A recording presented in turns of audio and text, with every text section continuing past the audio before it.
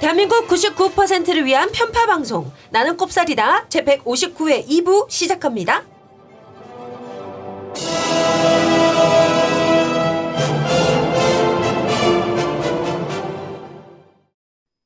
세계 어떤 나라보다 급변하는 한국의 일자리 구조. 과연 무엇이 바뀌고 무엇이 새롭게 등장할까요? 전 세계 로봇 밀도 1위가 대한민국이라는데 사실일까요? 기업은 커지는데 직원 수는 왜 줄어들고 있을까요? 지금의 아이들은 20년 뒤 어떤 직업을 가지게 될까요? 일자리를 둘러싼 치열한 고민에 대한민국 대표 경제 전문가 선대인이 답합니다. 일의 미래, 무엇이 바뀌고 무엇이 오는가? 선대인 지음, 전국 서점에서 구입하실 수 있습니다. 네, 저는 개구먼경 곽현우 수학연구소 곽소장 곽현아고요. 자, 김민식, 김재영 MBC PD님 그리고 경작계 귀염둥이, 경작계 푸른 곰팽이, 네, 서지혜 선대인 오빠와 함께 하고 있습니다. 푸른 곰팽이, 얼굴이 썩었어, 곰팽이. 자, 오늘 낙곱살 159에서는요, 이명박근혜 정권의 방송장악 음모의 가장 큰 희생양 MBC의 현재 상황에 대해서, 그리고 이명박근혜 9년 동안 난도질 당한 우리의 방송을 어떻게 제자리로 되돌려 놓을 것인가, 이에 관련된 얘기 나눠보고 있습니다. 자, MBC가 그동안 얼마나 그 신뢰를 잃고 추락했는가 하는 건 더 얘기를 안 해도 될 것 같은데, 자, 참 이거 너무 안타까웠습니다. 그 시민들의 그 촛불혁명 그때 방송 그때 막 촬영진들 막 가가지고 이제 찍는데, 야, MBC 정말 비난 많이 받았잖아요. 저도 인터넷에서 많이 봤거든요. 그렇죠. 아, 그때 그 두 분도 이 현장에 나갔던 동료분들한테서 얘기를 좀 많이 들으셨을 것 같은데 어떠셨나요? 뭐 저기 JTBC 저도 이제 갔는데 JTBC 이제 기자가 이렇게 리포팅을 하면은 리포팅도 또 근사한 데도 하잖아요. 촛불 시민들 쫙 있는 데서 해요. JTBC 기자들은 하면 막 손은 들고 막 그리고 MBC 기자들은 근데 나중에 뉴스에서 확인해 보면 로고를 떼고 숨어서 방송을 하고 있고 뭐 그런 모습들을 지켜보기도 하고 또 이제 그런 막내 기자들이 또 그런 글들을 올리고 그러면서 되게 안타까웠고 좀 자괴감이 많이 들었죠, 사실은. 예. 아, 네.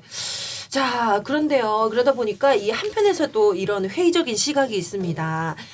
설령 이 김장겸 사장이 물러난들 이 MBC를 그만 분들이 또 워낙 많고 그 상당수를 이 사측과 코드가 맞는 사람들을 이제 채워놨는데 MBC가 예전 모습을 찾을 수 있을까? 너무 늦은 거 아니냐? 이런 회의적인 시각, 이런 입장에 대해서 참 좀 안타깝지만 이 두 분은 또 어떻게 생각하시는지 김재영 PD님 어떻게 생각하세요?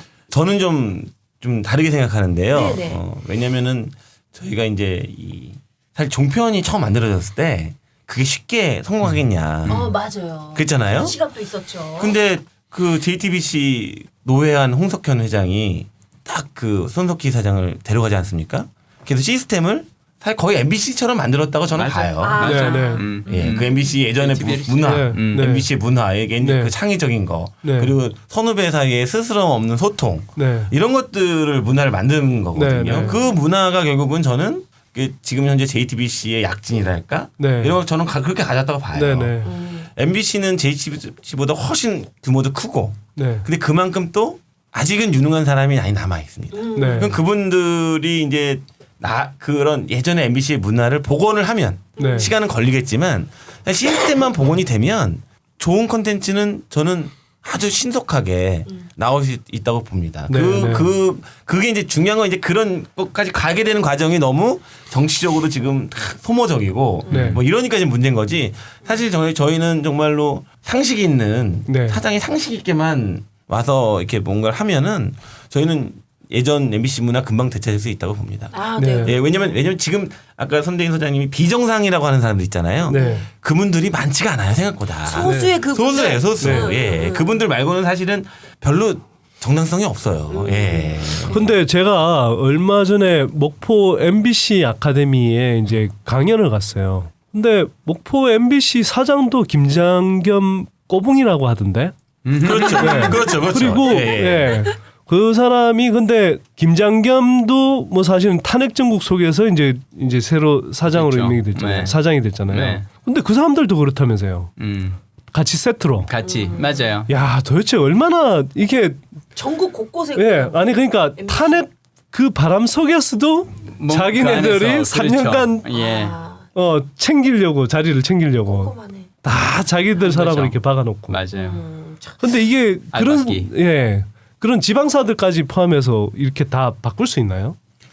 그것까지 이제 그 바꾸는 데는 진통이 좀 시간이 좀 겹죠. 걸리겠죠. 그러니까 진통을 네. 겪을 수밖에 없고 이제 그거는 이제 나름대로 그 이후 리더십이 네네. 이후 리더십이 이제 뭔가 슬기롭게 대처를 해야 될 부분인데 일단은 리더십이 새롭게 만들어진다면 먼저 그 사람이 할 일은 물론 과거 청산도 있겠지만 과거 청산과 더불어 먼저 이제 시스템을 옛날 거로 복원하는 거죠.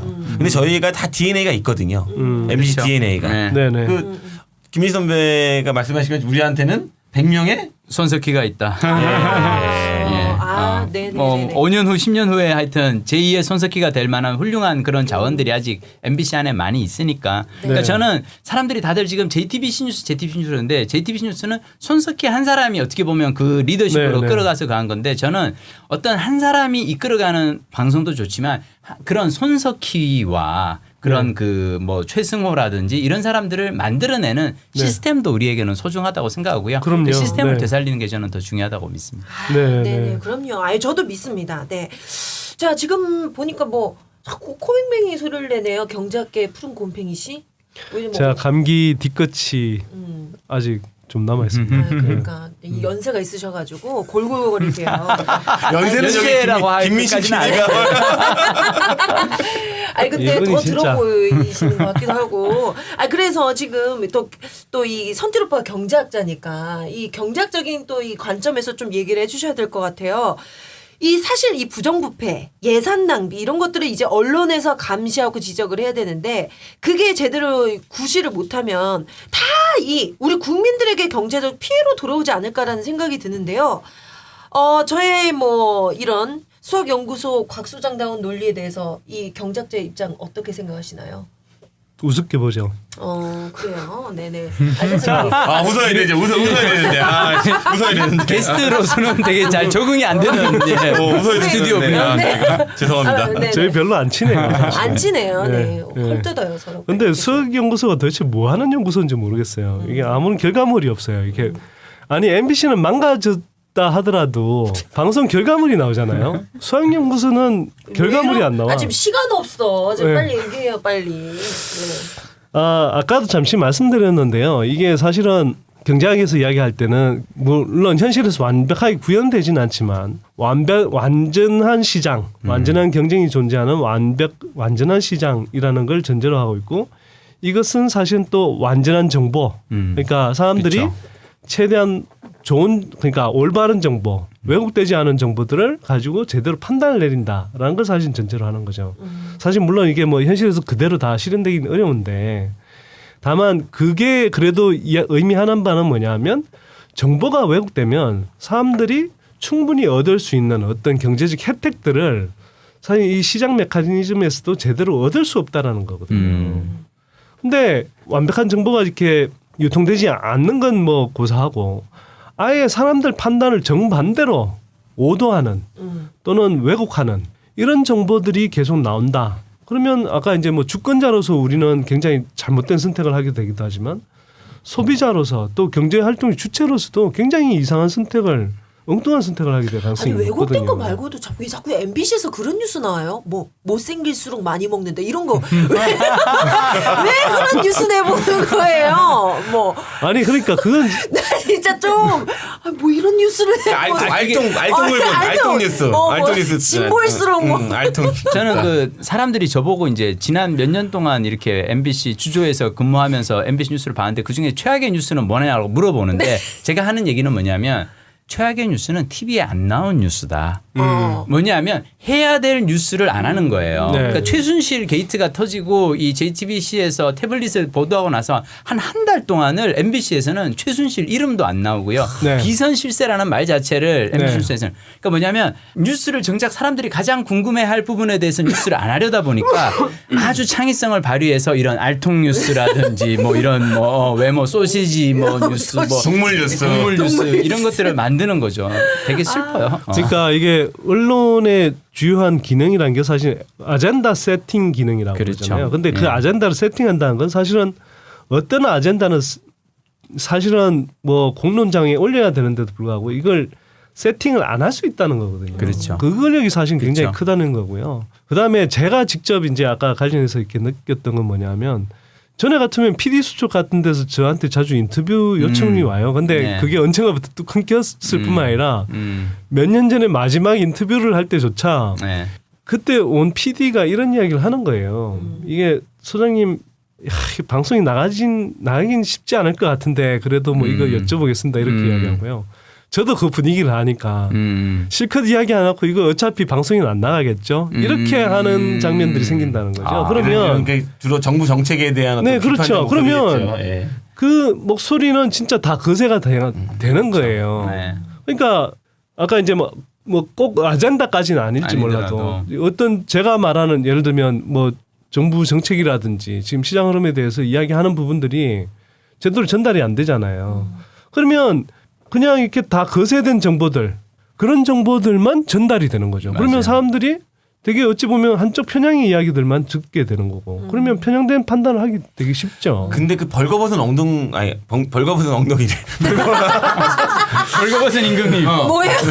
이거는 괜찮죠? 다행입니다. 오늘 우리 방송이 자꾸 19금 쪽으로 엉덩이 간다. 아니었으면 큰일 날 뻔했어요. 네, 네. 벌거벗은 임금님 같은 거예요. 근데 MBC 뉴스를 그렇게 만들면 그 이분들이 예전 분들이잖아요. 네.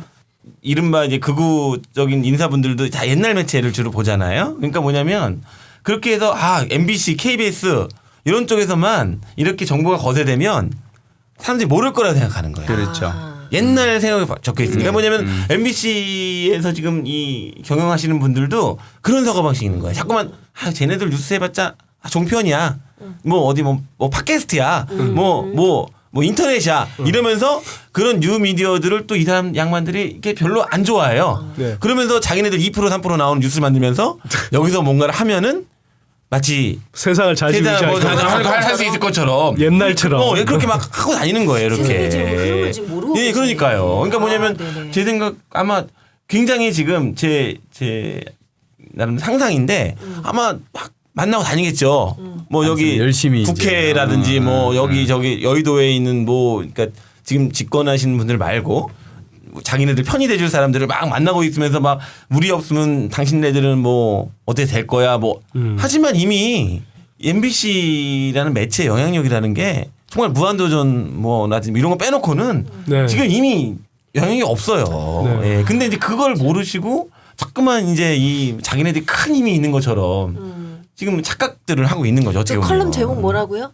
MBC 그 슬픈데. 뭐 MBC 몰락 10년사. MBC 몰락 10년사 좀 또 좀 이해 경영진들 좀 읽으셨으면 좋겠네요. 아니 근데 그 확실히 이제 말씀 듣다 보니까 MBC 정상화의 딱 요거 요 모습 보이면 MBC 정상화 됐겠다라고 딱 느껴지는 게 우리 이제 손 소장님 자주 나오면 MBC 정상화 된 거 아니야? 아니 그건 당연하지. 아이씨. 괜히 얘기했다. 그럼 우리나라 부동산 시장도 정상화되는 건데. 근데 이게 되게 재밌는 게 그러니까 제가 이제 사람들이 저보고 아니 당신 왜 드라마 PD가 영어 책을 쓰고 그래 막 근데 제가 네. 그러니까 영어 사교육이라든지 영어 시장을 이렇게 보면 약간 정보 왜곡이 있어요. 네, 그러니까 네. 하나같이 다들 영어를 잘하려면 어렸을 때부터 뭐 네. 영어 유치원을 보내야 되고 네, 조기원 네. 그러니까 그건 사실 다 돈 버는 사람들이 얘기를 하는 네네. 거거든요. 네. 그러니까 이 영어에 돈을 들여야 된다고 하는 사람들만 항상 미디어나 이런 데 보면 많이 나와요. 네, 왜냐? 네. 거기에 돈이 있으니까. 네. 사람들이 다들 네. 영어를 돈 주고 유학을 보내든지 뭘 보내든지 해야 되니까. 근데 저처럼 사실은 아니요. 영어 하는데 돈 하나도 안 들어요. 네. 그냥 책만 외우면 돼요. 라고 말하는 사람들은 오히려 얘기하는 사람들이 없는 거예요. 네. 왜냐? 돈이 안 되니까. 돈이 안 되니까 네. 굳이 떠드는 사람이 없는 거죠. 네. 지금 MBC 뉴스에 보면 주로 나와서 떠드는 사람들은 사실은 네. 한쪽에 돈을 어떻게든 자신이 미디어에 나와서 그 영향력을 위해서 돈을 벌 사람들만 얘기를 하고 있는 거고 그 반대편 정보들이 네. 제공이 안 되는 거예요. 그러니까 예를 들어서 뭐 제가 많이 하는 이야기는 부동산 전문가라고 나오는 사람들이 네. 사실은 전문가이기 이전에 대부분 이해관계자예요. 맞아요. 네. 그러니까 예를 들면 얼마 전에도 김현미 장관 뭐 6.19 대책 나오고 그다음에 김현미 장관이 이제 뭐 주택 정책 네. 이런 것들이 이제 발표되고 난 다음에 매일경제 같은 데서 설문조사를 했더라고. 설문조사를 쭉 해서 뭐 전문가들 뭐 이제 뭐 한 40명 이렇게 설문을 했는데 이 뭐 대책 효과도 없고 뭐 그다음에 이게 네, 이 네. 공급 문제, 공급 부족 문제를 해결 안 하고 투기만 억제한다고 되는 게 아니다. 뭐 이런 식으로 네, 막 이제 그 사람들 입을 빌려서 이제 공격을 하더라고요. 근데 그 사람들 다 보면 이른바 건설업체들이 돈 대준 연구소. 그렇죠. 또 그 사람들로부터 용역받는 뭐 맞아요. 부동산 업계 맞아요. 사람들. 네. 부동산 시장이 부동산 냉각되면 아파트. 손해 볼 사람들. 그렇지. 그렇죠. 예. 그 사람들을 가지고 객관적인 전문가인 것처럼 다 포장한단 말이에요. 근데 그런 게 사실 이제 예전에 MBC 같은 경우는 그런 경우가 그걸 그래도 상당히 좀 덜했는데 그렇죠. 이제는 뭐 그런 거 뭐 똑같이 이제 가고 있는 거죠, 사실. 참, 네. 자, 그러면요. 이제 이 망가진 MBC 어떻게 바로 잡아야 되는지 이 얘기를 해야 될 것 같은데요. 자, 김장겸 사장님. 지금 요주부동이죠. 네. 예, 유지부동. 네. 그러면요. 이분을 좀 어떻게 내보낼 방법 없을까요? 일단은 그 근로감독이 중요할 것 같습니다. 근로감독이 어떻게 끝나느냐. 그래서 그것이 어떤 결과물을 내서 과연 어느 정도 수준에서 검찰로 넘어가서 그 법적인 어떤 판단을 받느냐가 중요할 것 같고 정말 또 중요한 재판이 대법원에 계류되어 있는 게 저게 3개가 있어요. 그거는 170의 파업과 관련해 가지고 해고 무효 소송 그리고 이제 손배 가압류 소송 그리고 하나가 업무 방해 이 3가지 소송이 있는데요. 그 3가지 소송이 이제 고등법원까지는 6번 3 곱하기 2 해가지고 6번 다 저희가 이겼습니다.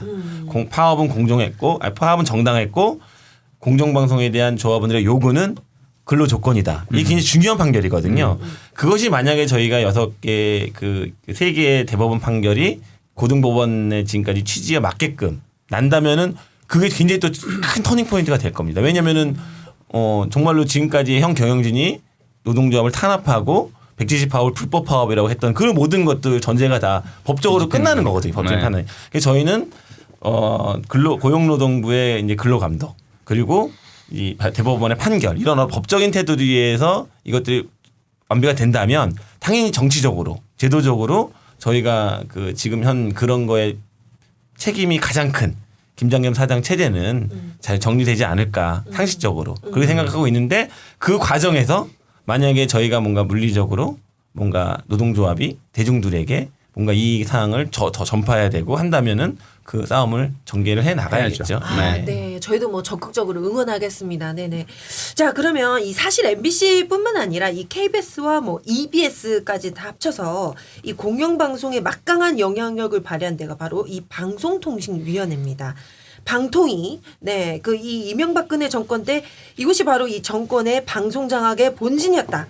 뭐 이런 지적들이 있는데요. 일단 MB의 친구 최시중이 이 방통위원장이 되면서 MBC의 흑역사가 시작되었다고 말해도 과언이 아니죠. 자, 그러면 김정 PD님, 이 방통위를 통해서 공영방송을 어떤 식으로 장악하는지 그 메커니즘을 좀 이 청취자분들을 위해서 간략하게 좀 얘기해 주실 수 있을까요? 사실 방송통신위원회가 직접 장악을 하는 건 아니고 사실 방송을 장악하려는 정치권의 어떤 끊임없는 이 욕구들이 있어요. 왜냐면은 방송이 자기 편이면 너무 좋으니까. 그렇지. 그럼 방송통신위원장이나 방송통신위원회는 그런 정치권의 어떤 그런 욕구들을 이렇게 좀 막아줘야 되는 거예요. 방패막이를 해주고. 근데 최시중 씨 같은 경우는 어땠습니까? 이명박 씨 친구였으니까.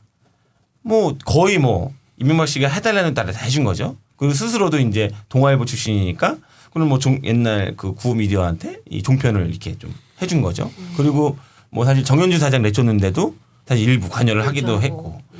그 이후에 최성준 위원장이라고 이제 판사 출신이 이제 박근혜 정부 때는 오는데 이 양반 판사잖아요. 그래서 좀 약간 기대를 했어요. 아, 판사면은 그래도 법적으로 뭔가 이 되면은 뭔가 해주겠지. 더하네요. 정말로. 아니 왜냐면 이 법적으로는 이게 이명박 정부 때보다 박근혜 정부 때 법적으로는 사실 저희가 더 많이 이기고 소송도 더 많이 진행되고 뭐 예를 들면 아까 그 말한 그 백종원 녹취록이 되면서 막 불법적으로 했다는 그 증거들이 더 많이 나왔거든요. 이 양반이 판사인데 막 국회에서 이 사람이 만나서 얘기하는 거 보면 나는 모른다. 아유 그 뭐 방송사에서 뭐 한 거는 뭐 우리가 쉽게 관여할 수 없다. 이러면서 아예 방기를 하는 거예요. 방기를. 예, 근데 충분하게 방송통신위원회가 그거를 관리 감독할 그것들은 법에 명문화돼 있거든요. 근데 제 역할을 못했네요. 그러니까 아예 방기하고 못한 게 아니라 안 한 거죠. 안 한 거죠. 일부러 그냥 일부러 안 하는 거예요. 일부러. 예.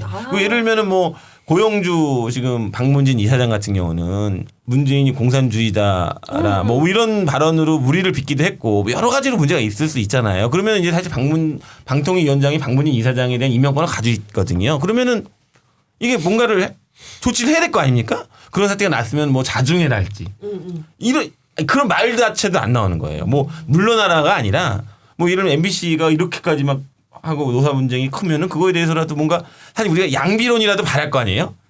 양비론 자체도 말을 안 하는.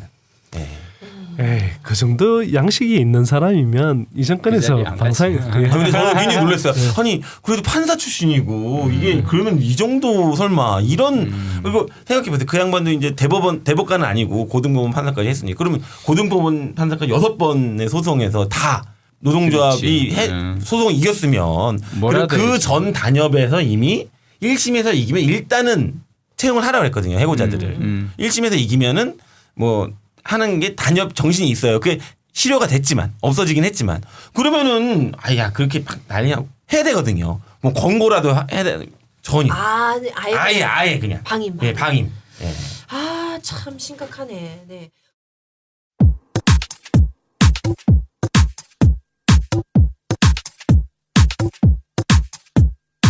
지금 여러분께서는 대한민국 99%를 위한 편파 방송 나는 꼽사리다와 함께하고 계십니다. 팟캐스트 포털 팟빵에서 나는 꼽사리다 시즌3 채널로 만나세요.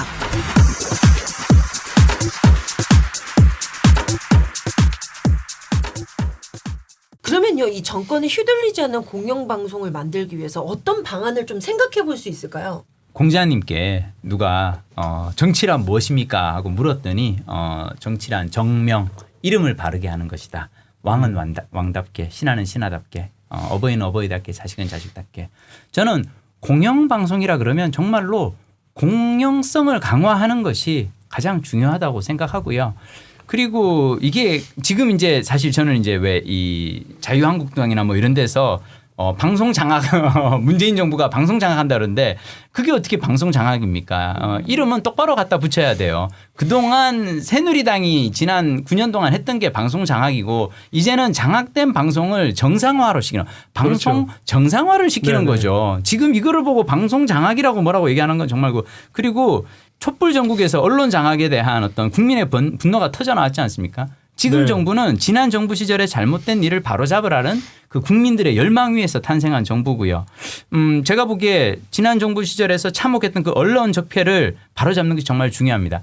지금 사실 MBC 안에는 이 수백 명의 조합원들이 죽어가고 있어요. 그러니까 죽어간다고 얘기하는 건 뭐냐면 제대로 살지 못하면 죽는 거예요. 제대로 사는 건 자신의 일을 하면서 사는 거예요. 기자가 기자의 일을 하고 PD가 PD 일을 하고 아나운서가 아나운서 일을 하면서 살아야 제대로 사는 것인데 그런 일을 하지 못하고 한학수 PD 같은 사람에게 스케이트장 관리를 맡기고 우리 PD 수첩 하우스푸어 편을 연출한 이 김재영 PD에게 지금 송출 업무를 맡기고 그러니까 이거는 하루하루 그냥 정말 죽어가는 거예요. 이 사람들이 이런 상황에 처해진 거는 오로지 하나예요. 2012년에 170일 동안 파업을 하면서 방송을 MBC를 국민의 품으로 돌려드리겠습니다 하고 싸우는 바람에 이들을 이렇게까지 탄압을 하고 있는 거거든요. 근데 저는 국민들의 편에서 싸웠던 사람들이 이 지경이 되고 있는데 이런 사람들을 나몰라라 하고 니들은 이미 끝났으니까 우리는 그냥 JTBC나 TBS를 볼래라고 하면서 나버려 두는 건 그러니까 이렇게 아픈 사람들 그러니까 정의를 외치면서 일어났던 사람들이 탄압받고 있는데 이들을 내버려 두고 우리 사회에 무슨 희망이 있겠습니까? 저는 정말로 이거는 MBC 문제는 그대로 그냥 놔둬야 될 문제가 아니고요. 이거는 여러분들이 좀 더 관심을 가지고 지켜봐 주셨으면 좋겠어요. 아 그러니까요. 아 참 또 그래서 저는 뭐 이제 막 계속 말씀을 듣다 보니까 뭐 JTBC가 최순실 그 박근혜 게이트에서 굉장히 또 화력이 컸었고 뭐 팟캐스트도 많고 이러다 보니까 사실 아유 MBC 답 없다 해체해라 이런 뭐 이 말씀을 하신 분들이 있는데 아 진짜 이제 좀 그런 얘기 말고 이젠 더 힘을 실어줘야 되지 않을까라는 생각이 들기도 하면서요. 저 또 한편으로 굉장히 궁금했던 게 두 PD님은 굉장히 능력도 있으시고 정말 대단하신 분들인데 그래도 끝까지 MBC를 또 이렇게 포기하지 않으시고 이렇게 또 남아 계신 이유가 또 뭘지도 또 굉장히 궁금하거든요. 일단 뭐 불러주는 데가 없고 애잔하다. 아니 뭐 그것도 그렇고 사실 MBC라는 회사를 못 떠나는 많은 사람들은 그 예전에 그 좋았던 그 MBC 그 너무 안타까운 게요. 그 저는 이제 그래도 그 MBC에 좋았던 시절 그 정말 혹자들은 우주에서 제일 좋은 회사라고 그랬거든요. 네, MBC 가. 맞아요. 우주에서 제일 좋은 네. 회사. 정말 그 선후배 간의 아주 자유로운 소통 그리고 뭐 그걸 통해서 자기가 정당하게 아이템을 내면 당연히 그걸 받아주는 그 네, 간부들 실력주의. 네. 또 언제든지 부당한 그 이 지시에는 이렇게 저항할 수 있는 그 신념이 있는 사람들이 모여 있고 그런 조합이 있고 네. 이렇기 때문에 거의 제 생각에는 이게 우주에서 제일 좋은 회사 그러니까 그런 어떤 이상적인 회사의 한 모형을 보여줬어요. 그래서 그런 얘기를 하면은 후배들은 그런 걸 경험하지 못했던 2008년 이후에 들어온 후배들은 뭐냐면 그거를 유니콘이라고 한대요. 유니콘. 어딘가 있다는데 한 번도 본 적은 없는. 홍상과학 소설에서만 그러니까 봤던. 선배들이 계속 있다고 하는데 나는 본 적은 없어. 우리는 옛날에 어렴풋이 알고는 있는데 아직 확인을 못한. 그게 뭐냐면은 그런 정말로 있었던 그런 어떤 나름대로 우리 사회에서 좋은 역할을 하던 그런 그 이 언론사를 재건하는 게 저희의 중요한 어떤 삶의 어떤 큰 이 목적이 된 거죠. 그런 사람들이 이제 지금 남아서 열심히 싸우고 있다고 보고 저보다 더 열심히 싸우시는 분들도 많고 또 국민의 입장에서 보면요. 사실 이 MBC가 되게 아까운 거예요. 네. 아, 그럼요. 왜냐면 이건 100% 국민의 재산이거든요. 그치. 이거는 그냥 이거를 만약에 지금처럼 소수의 정말 그 비정상적인 구구적인 어떤, 사람들의 이거는요. 이게 물질적으로 재산만 뭐 수천억 원이에요. 이게 MBC가. 그 방송 재산이라는 게. 그리고 전파 이게 공공재잖아요. 맞아요. 공짜로 막 쏘는 거잖아요. 이게. 그리고 그 안에 있는 그 수많은 사람들이 다 이 방송 좋은 걸 만들 수 있는데. 근데 생각해보세요. 그냥 TVN 뭐 좋은 방송 많이 하지만 결국 그거 그냥 CJ 거죠. 그렇죠. 그렇죠. JTBC 혹시 그냥 사줄 거예요. 물론 그들도 공기의 역할을 하지만 결과적으로는 그거는 이제 이 특정 오너가 있는 이해관계가 있는 회사인 거죠. 네. 하지만 MBC는 그런 회사가 아니거든요. 그런 회사일 수도 없고 정말 그들을 잘만 국민들께서 감시해주고 격려만 해주시면 정말 국민만 보고 방송할 수 있는 회사가 MBC거든요. 그러니까 정말 해주시면 그래서 MBC가 딱 잘해봐요. 그럼 JTBC 더 열심히 할 거고 지금보다. 그럼요. TVN 더 열심히 할 거고. 아유. 그러면은 시청자 입장에서는 뭐 더 좋은 거죠 사실은 네, 이게. 네. 저는 이제 그런 거를 좀 네. 꿈꾸고 있어요. 꿈꾸가 앞으로 좀 실현될 수 있을 거라고 보고요. 예. 네네네. 또 저는 그러니까 사실 이제 몇 년 전에 이게 어떤 그 회사의 대표로 가 계시는 선배님이 부르셨어요. 불러서 민지가 우리 회사로 옮길래 이렇게 얘기를 하시는데 제가 딱 뭐라냐면 선배님 액수를 얘기하기 전에 제가 먼저 여기서 노를 하겠습니다. 혹시 제가 금액을 듣고 노를 하면 선배님이 이놈이 혹시 돈이 부족해서 그런가 라고 생각하실 수도 있으니까 네. 저는 MBC를 떠날 생각이 없습니다. 저는 MBC에서 정년퇴직하는 게 저의 꿈입니다. 라고 이제 얘기를 하고 딱 그러고 집에 와서 이제 와이프한테 얘기했더니 와이프가 인간아 액수는 얼마 네가 단가가 얼마인지는 알고는 왔었어야지 그러면서 마님이 막 되게 격하게 그걸 하셨었는데 호기 있게 막 멋있게 했는데 멋있게 칭찬은 못 했는데. 듣고. 아니 근데 저는 왜 그러냐면 제가 이제 그 사실 제 책에서도 이렇게 그랬지만 저는 사실 돈이 별로 그렇게 안 드는 사람이에요. 네. 저는 술, 담배, 커피 안 하고 제가 골프도 안 치고 저는 취미 생활이 도서관에서 동네 도서관에서 책 빌려서 책 읽는 게 오로지 네. 저의 유일한 취미거든요. 네. 돈을 나는 쓸 그게 없기 때문에 네. 저는 사실 왜 내가 만약 5억, 10억을 받고 나가잖아요. 네. 그럼 나는 그 돈값을 해야 되는 거예요. 네. 그러니까 제가 사실 경제 활동에서 제가 제일 중요하게 생각하는 게 저는 절대로 미래 소득을 당겨서 쓰지 말자가 저의 그거예요. 네. 그러니까 제가 카드를 안 쓰거든요. 체크 네. 카드만 쓰고 그러니까 카드를 쓰는 게 미래 소득을 당겨서 네. 쓰는 거지 않습니까? 네. 그리고 집도 미리 이 대출을 받아서 사거나 그러진 않아요. 네. 그러면 대출을 받는다는 거는 내가 대출금을 갚아나는 동안은 회사에 충성을 다해야 되잖아요. 네. 제가 지금 김장겸은 물러나라라고 퍼포먼스라고 할 수 있는 이유는 빚이 하나도 없기 때문에 네. 자를 테면 잘라라. 네. 아니, 진짜로. 그러니까 저는 이런 약간 근데 제가 그때 했을 때 어디인가에서 프리랜서 제안이 와서 제가 10억을 받고 나가면 저는 10억의 노예예요. 네. 10억어치 몸값을 해줘야 되는 거예요. 근데 네. MBC에 있는 동안만큼은 네. 뭐 잘리기 전까지는 사실은 계속 그러죠. 근데 저는 사실 지금도 생각해 보면 되게 좋았던 시절은 뭐냐면 옛날에 제가 조연출 때 네. 선배가 뭘 시켰는데 약간 부당한 어떤 그 예능 프로그램 연출하는 데서 부당한 어떤 걸 했었어요. 제가 뭐라 그랬냐면 선배 나 이거 못한다. 가서 부장한테 가서 얘기해라. 나 김민식이 됐고 일 못하겠다. 다른 조연출 배정해달라고 예. 얘기하라 그랬어요. 예. 근데 그렇게 할 수 있었던 이유는 뭐냐면 내가 위에 그러니까 옛날에 선배들은 왜 그 저기 국장이 야 너 이거 저기 아이템 이거 마음에 안 드니까 이거 이런 식으로 바꿔서 방송해 그러잖아요. 그러면은 테이프 들고 톡 껴요. 네. 톡 꼈다가 방송 한 1시간 2시간 전에 조연출을 불러. 야 나 지금 어디 저기 여의도 어디 카페 있는데 와. 그러고 테이프 주고 이거 주조연실에 네가 갖다 줘. 그러니까 이런 식으로 그러니까 자기가 이게 위에서 그러니까 이런 전설 같은 얘기들이 있어요. 근데 그렇게 할 수 있었던 이유가 뭐냐? 그렇게 하는 이유가 뭐냐? 자 그렇게 했을 때 부장이나 국장이 나한테 할 수 있는 게 별로 없는 거예요. 네, 네. 부장이나 국장이 만약 민식이 이 새끼 내가 뭐라고 시켰는데 말 안 들었어? 국장님 나 요놈 얘 저기 뭐 해서 뭘 하죠라고 하잖아요. 그럼 나는 쪼르르 노동조합에 달려가는 거예요. 나는 이러이러한 문제에 대해서 나는 그걸 했다. 그럼 노조에서 판단을 해보고 이거는 오히려 그 지시가 부당했네. 이거는 연출권 침해네. 제작 자율성 침해네라고 얘기할 네. 수 있는 거잖아요.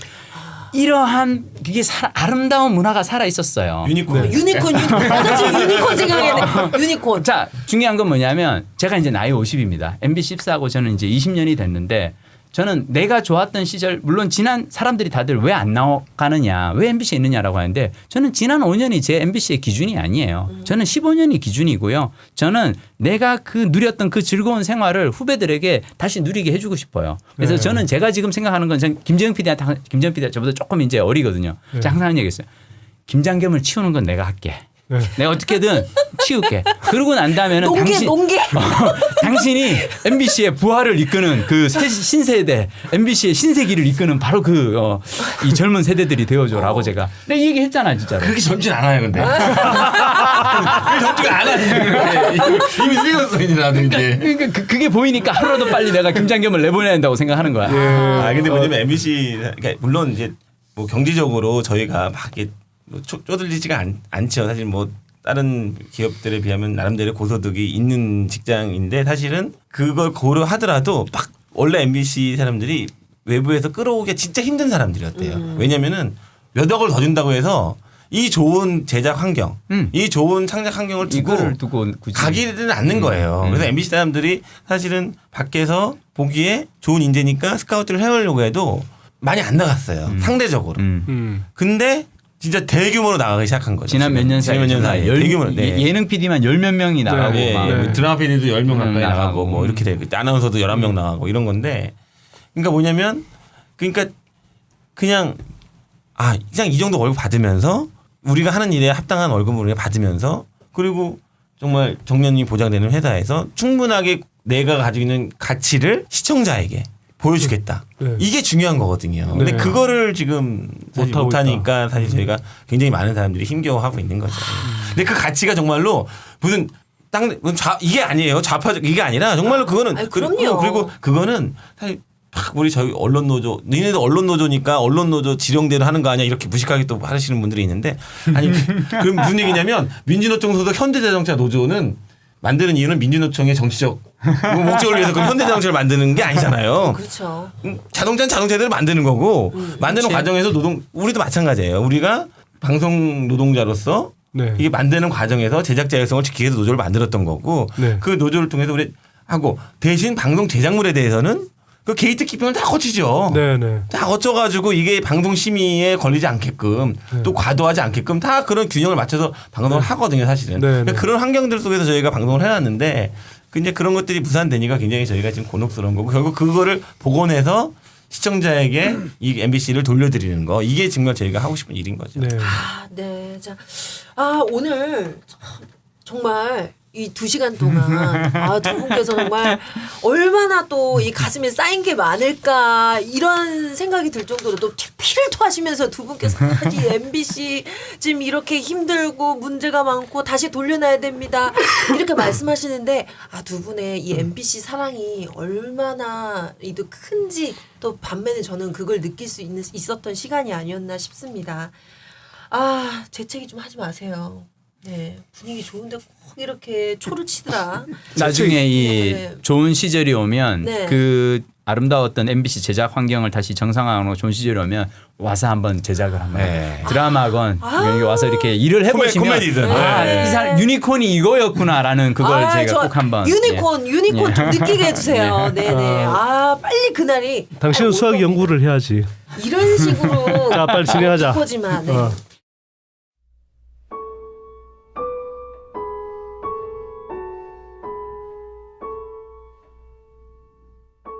2학년 6반 이세연 아빠입니다. 굉장히 착한 아이였고요. 그다음에 어른들께 또 인사성도 밝고 친구들도 많이 있어서 되게 활발했고 친구들하고 약속을 해서 계획적으로 만나더라고요. 언제 어디서 어떻게 만나서 뭐 영화를 본다든지 친구랑 어딜 간다든지 어떤 그런 계획성 있게 행동을 하더라고요. 정말 깔끔하게 냉장고도 그렇게 깔끔하게 치우고 지방도 청소도 많이 하고 장판이 좀 일어나는 데 있어요. 이렇게 이런 사이가. 그런데도 스티커 그 스카치 테이프를 붙여서 지금도 이렇게 붙인 자국이 있는데 그런 게 꼼꼼하게 이렇게 하는 게 제가 원래 이렇게 뭘 붙이고 이렇게 좀 깔끔한 걸 좋아하거든요. 그걸 좀 닮았는지 고1 때부터 그렇게 청소도 하고 고등학생이 되니까 저랑 말이 통하더라고요. 이제는 그런 게 너무 좋았어요. 말 한마디 한마디 주고받고 하는 게 재밌었고 이제는 이해를 하니까 장난치는 것도 이해하면서 장난치니까 너무 재밌었는데 중학교 때는 몰랐었거든요. 어리니까. 고1 때부터는 이제 속된 말로 머리가 컸잖아요. 그러니까 다 이해를 하고 무슨 생각을 갖고 장난을 치는 건지 얘기를 하는 건지 이해할 만한 나이에 그래 버리니까 참 너무나 가슴이 아파요. 휴대폰은 나올 때 주머니에 지퍼가 달려가지고 지퍼에다 넣고 지퍼를 닫았나 봐요. 그러니까 빠지질 않죠. 그래서 휴대폰 자기 거 하고 친구 휴대폰까지 챙겨갖고 나왔어요. 복원하려고 많이 알아봤는데 안 된다고는 못하고 있어요.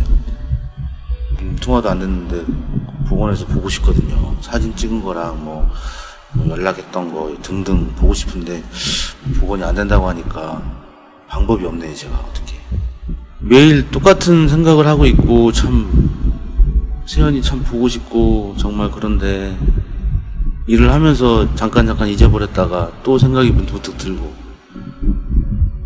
너무 착한 아이 너무 놓쳐서 이 세상을 어떻게 앞으로 살아가야 될지 정부에다 말씀드리고 싶은 거는 조금 더 이 진상규명을 좀 추진력 있게 좀 나갔으면 하는 바람이에요. 희지부지 시간만 허비하고 계속 지금도 3년이라는 시간이 지나서 많은 시간이 지났는데도 불구하고 현재도 지금 계속 진도가 안 나가는 상태잖아요. 특조위도 빨리 끝났잖아요. 그래서 그거를 다시 어떻게 보면 부활이라고 하나? 끝난 거를 다시 부활을 빨리 시켜서 우리 원했던 그 방향으로 빨리 진행을 했으면 하는 바람이에요. 조금 더 추진력 있게 나갔으면 하는 바람입니다.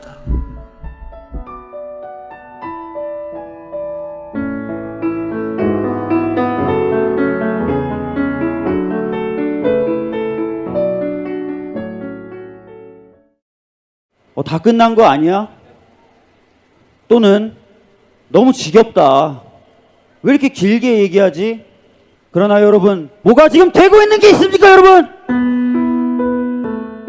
우리는 참사의 슬픔에 대한 위로와 공감, 추모를 넘어 진실에 다가서고 싶습니다. 세월호 특별법 개정과 특별조사위원회 활동 보장으로 진상을 규명하고 또한 온전한 세월호의 인양과 선체 조사를 통해 미수습자를 모두 가족의 품으로 돌려보내기를 요구합니다. 질문의 방향을 저희 자신에게로 좀 돌려보겠습니다. 세월호 참사가 아주 특별한 사람들이 겪은 아주 특별한 일이라고 생각하는 건 아닐까? 그러나 여러분, 세월호 참사는 언제 어디서나 그리고 그 누구에게나 일어날 수 있는 아주 보편적인 일입니다. 맞죠, 여러분? 우리는 안전한 나라에 살 권리가 있습니다. 그렇다면 세월호 참사는 세월호 참사 가족분들만의 일이 아니라 바로 우리들의 일입니다, 여러분. 자, 나는 꼽사리다 159회 오늘은 MBC 기자하셨다가 해직을 당하고 지금은 암투병 중에서도 MBC 제자리 찾기 위한 목소리를 그치지 않고 계신 이용마 기자님의 인터뷰 중에 한 대목으로 마무리를 할까 합니다. 우리의 젊음이 많이 소진됐다. 30대였던 후배들은 40대가 됐고 40대였던 나는 50이 됐다. 우리의 지난 시간이 결코 헛된 것만은 아니었을 거라 믿는다. 우리가 소모한 시간 속에서 각자 얻은 것들이 분명 있을 거다. 그게 뭔지 다시 되새겨봐야 할 것 같다. 언론의 자유는 누가 주는 게 아니라 쟁취하는 것이다. MBC에 다시 봉화가 오르고 있다. 의연하게 다시 맞서자. 아, 네. 이용마 기자님 말씀처럼 봉화가 피어올랐습니다. 네, 정권과 기득권의 나팔수가 되어버린 공영방송에 많은 분들이 실망하고 등을 돌렸지만요. 하지만 절대 포기할 수 없는 국민의 자산이기에 아무리 힘들고 시간이 걸리더라도요. 우리의 공영방송 꼭 되찾아야 합니다. 자, 오늘 방송 들으시는 모든 분들 MBC에 다시 피어오르고 있는 봉화를 보면서 다시 한번 희망을 가져주시길 부탁드리면서요. 자, 오늘 긴 시간 정말 좋은 말씀 들려주신 김민식, 김재영 MBC PD님 진심으로 감사드립니다. 네, 감사합니다. 네, 절대 포기하지 마세요. 고맙습니다. 네. 자, 그리고 선den경제연구소 소장이신 경작계 귀염둥이 푸른곰팽이 선띠 오빠께도 감사드리고요. 왜 얼굴에 좀 곰팽이 좀 그만 펴 이제. 자, 전 지금까지 곽현우 수학연구소 곽소장 곽현아였습니다. 다음 이 시간에도 쫄지 않고 속지 않는 경제 정보를 함께 할게요. 다음 이 시간까지 안녕. 와.